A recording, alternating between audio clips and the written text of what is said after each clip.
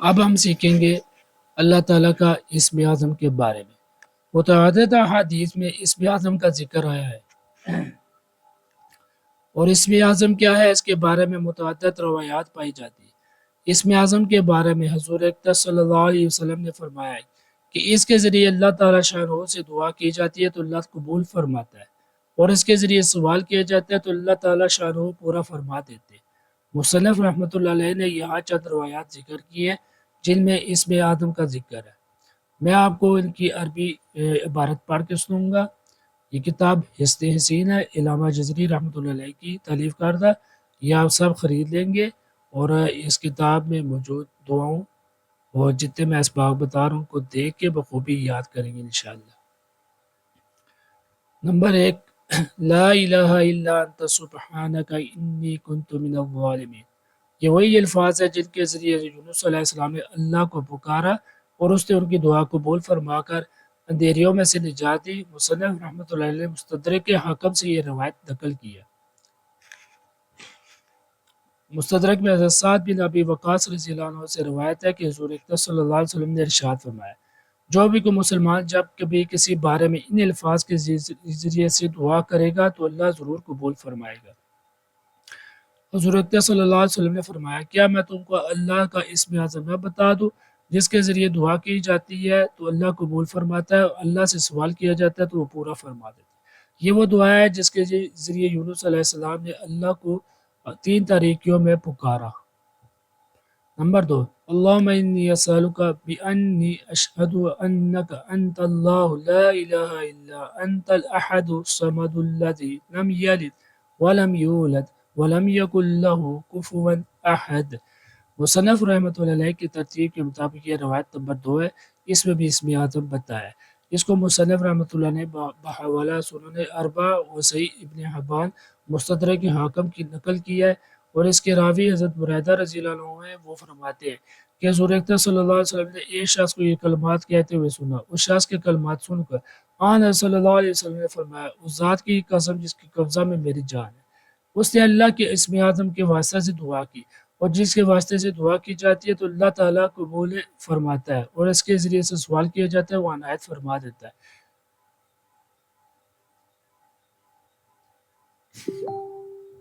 Number 3، اللہم انی اسألک بأن لک الحمد لا الہ الا انت وحدک لا شریک لک الحنان المنان بدیع السماوات والارض یا ذا الجلال والاکرام یا حی یا قیوم۔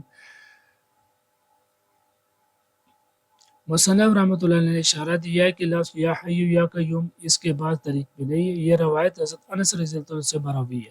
انہوں نے فرمایا کہ میں نے حضور اقدس صلی اللہ علیہ وسلم کے ساتھ بیٹھا ہوا تھا کہ ایک شخص نماز پڑھ رہا تھا، اس شخص نے بعد نماز یہ الفاظ دعا ادا کیے۔ یہ سن کر سرور عالم صلی اللہ علیہ وسلم نے ارشاد فرمایا کہ اس نے اللہ سے اس کے اس بڑے نام کے ذریعے دعا کی کہ جب اس کے ذریعے سے سوال کیا جاتا ہے تو عطا فرما دیتا ہے۔ اللہ تعالیٰ کا اسم اعظم 2 آیتوں میں۔ نمبر 1، وَإِلَٰهُكُمْ إِلَٰهٌ وَاحِدٌ لَا إِلَٰهَ إِلَّا هُوَ الرَّحْمَٰنُ الرَّحِيمُ۔ نمبر 2، الف لام میم، اللہ لا الہ الا هو الحی القیوم۔ مصنف رحمۃ اللہ علیہ کی ترتیب کے مطابق یہ روایت نمبر 4 ہے، اس میں بھی اسم اعظم بتایا ہے۔ اس کو مصنف رحمۃ اللہ علیہ بحوالہ ابو داؤد، ترمذی، ابن ماجہ، مصنف ابن ابی شیبہ نقل کیا ہے کہ اس روایت کرنے والی حضرت اسماء بنت یزید رضی اللہ تعالی عنہا ہے۔ وہ فرماتی ہے کہ حضور اقدس صلی اللہ علیہ وسلم نے فرمایا کہ اللہ کا اسم اعظم ان 2 آیتوں میں سے، یہ دونوں آیتیں اوپر لکھی ہے۔ پہلی آیت سورہ بقرہ کے رکوع 19 کی آخری آیت ہے، اور دوسری آیت سورہ آل عمران کی بالکل شروع میں۔ نمبر 5، ایک اور حدیث میں آیا ہے کہ اللہ کا اسم اعظم 3 صورتوں میں۔ نمبر 1 سورہ بقرہ، نمبر 2 سورہ آل عمران، نمبر 3 سورہ طٰہٰ۔ قاسم بن عبد الرحمن جو راوی حدیث ہے نے فرمایا کہ میں نے اس حدیث کے تحت اسم اعظم تلاش کیا تو الحی القیوم کو اسم اعظم پایا۔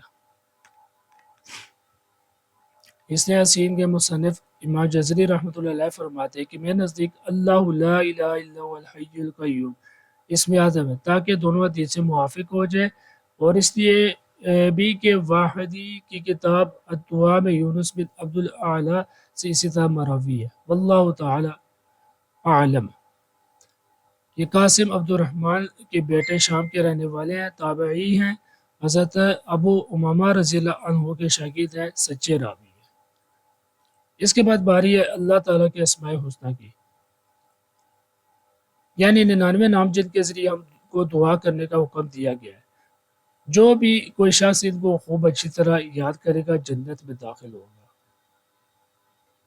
تو ہم سب نے اللہ تعالیٰ کے پیارے پیارے نام یاد کرنے ہیں، ان کے معنی کو بھی جاننا ہے، تاکہ ہمیں پتہ ہو کہ اللہ کے جو نام ہم پکار رہے ہیں، اللہ تعالیٰ سے دعا مانگ رہے ہیں، اس کا معنی مفہوم کیا ہے۔ تو یہاں تک ہم نے اسم اعظم اور اللہ تعالیٰ کے ناموں کے بارے میں سیکھا۔ اس کو بار بار سبق کو سنیں گے، دیکھیں گے اور عمل کی نیت سے، اور اسی طرح دوسروں تک پہنچائیں گے۔